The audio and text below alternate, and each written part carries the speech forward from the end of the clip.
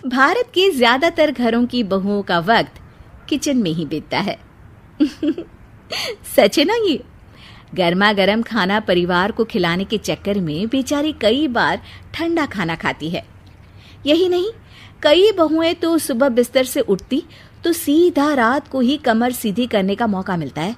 ऐसे में अगर किसी की सास सारा दिन मगरमच्छ की तरह एक खाट में बैठी रहे तो उसे देख बहू के मन में क्या चलेगा? खुद ही देखिए। अरे सुहानी बहू, कहाँ है? चाय पीने का मन कर रहा है, जरा लाना तो मलाई मार के एक कप। जी माँ जी, अभी लाती हूँ गर्मा गर्म मलाई मारकर प्योर दूध वाली चाय। हाँ, चढ़ा दे चूल्हे पर, और हाँ, बेसन घोल के रख देना। बारिश का मौसम बन रहा है, जैसे ही बरखा रानी बरसे ना, बना देना प्याज आलू के पकौड़े। जी माँ जी। ये बोलकर बहू चली तो जाती है, लेकिन जाते जाते सोचती है, भाई जिंदगी हो तो ऐसी, सारा दिन खाट के मजे, बैठे बैठे जो मर्जी वो खाओ, जब मर्जी तब सो, ना किसी के खाने की चिंता ना खिलाने की। तभी लाइट चली जाती है। सुहानी परेशान हो जाती है कि सास की आवाज आती है। अरे सुहानी, जरा मोमबत्ती तो लगा दे मेरे कमरे में, और फोन देना जरा। सुहानी मोमबत्ती और फोन देकर वहां से चली जाती है। थोड़ी देर में ही घर फिर बिजली से जगमगा जाता है। अरे सुहानी बहू, एक गिलास पानी तो दे दे। वो पानी लेकर सास के पास जाती है। माँ जी, क्या बात है, बार बार आप पानी मांगती है? इतनी प्यास लगती है तो यहीं जग भर कर क्यों नहीं रख लेती हैं आप? अरे बेटा, क्या बोलूं। अच्छा चल जा और देख घर में कितने गद्दे और रजाइयां हैं। शाम को बुआ का परिवार आ रहा है, 6 लोग हैं वो कुल। कहीं सोने और रहने में कोई कमी ना रह जाए। जी माँ जी, पर घर में तो कुछ भी सामान नहीं है। लिस्ट बनाकर दे दे चल। ओहो, वो भी मैं ही करूं। काश काश भगवान मैं इनकी जगह होती। सारा दिन सेठ की तरह ऑर्डर ही देती रहती, पानी लाओ, चाय लाओ, पकोड़े बनाओ। हाय रे, कब मैं सास बनूंगी? ये सोचकर वो वहां से चली जाती है। अब तो हर बात पर सुहानी भगवान से प्रार्थना करती कि किसी तरह भगवान बस अब मुझे सास बना दो। कहते हैं ना कि सारा दिन किसी बात को कहते रहो तो एक वक्त आ जाता है जब जुबान पर सरस्वती जी बैठी होती हैं। अगले दिन ये क्या, उस चौकी में बैठी होती है सुहानी, जो कि अब सास के रूप में है, और सास बन गई है बहू।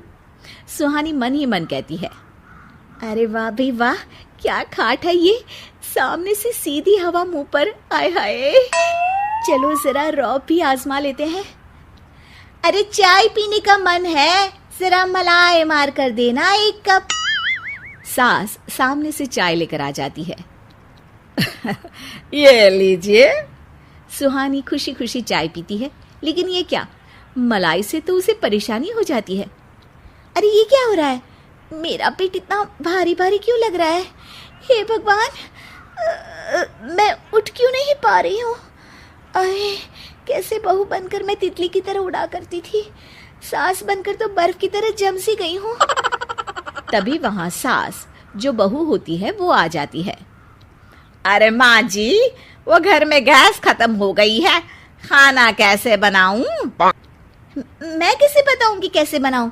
और कोई नहीं जानता क्या कि गैस को कैसे भरा जाता है? अरे आप ही तो इस घर में पिछले 40 साल से गैस भरवा रही हैं ना। किसी को तो ये भी नहीं पता कि कैसे घर में सिलेंडर भरते हैं। अच्छा रुको, देखती हूँ। अरे ये तो बड़ा ही लंबा प्रोसेस है। कैसे सासू माँ डेट याद रखती थी कि कब रसोई घर की गैस भरनी है। तभी सुहानी को चक्कर आने लगते हैं। वो समझ नहीं पाती है कि हुआ क्या। उसके सामने एक पैकेट रखा होता है जिसमें लिखा होता है चक्कर आने पर। अरे पानी लाओ जल्दी। सास पानी लेकर आ जाती है। क्या आप भी जब देखो तब पानी मंगाती रहती है? अरे जग भर कर अपने पास क्यों नहीं रख लेती? सुहानी को अब समझ आता है कि दवाई को केवल ताजे पानी के साथ ही खाना है। वो चुप हो जाती है। अचानक लाइट चली जाती है। अरे अब ये क्या स्यापा है? अरे आपने बिजली का बिल नहीं भरा, फोन तो आपके पास ही है। सुहानी तो अब सास बनकर भी परेशान है। अरे अब ये मम्मी जी और क्या क्या करती थी? अरे आपको क्या हो गया है?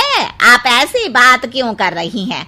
आप तो जानती है कि आपकी जिम्मेदारी है कि रसोई में कौन सा सामान खत्म हो रहा है, काम वाली को कितने पैसे कहाँ से देने हैं, रसोई गैस से लेकर पानी, बिजली और हाँ इंश्योरेंस की किस्त, सब कुछ। सुहानी बीच में ही रोक देती है। अरे बस बस, मैं तो बहू ही ठीक थी। उठो, खाना बनाओ, खिलाओ और सो जाओ। चिंता तो नहीं थी। हे भगवान, मुझे बहू ही बना दो।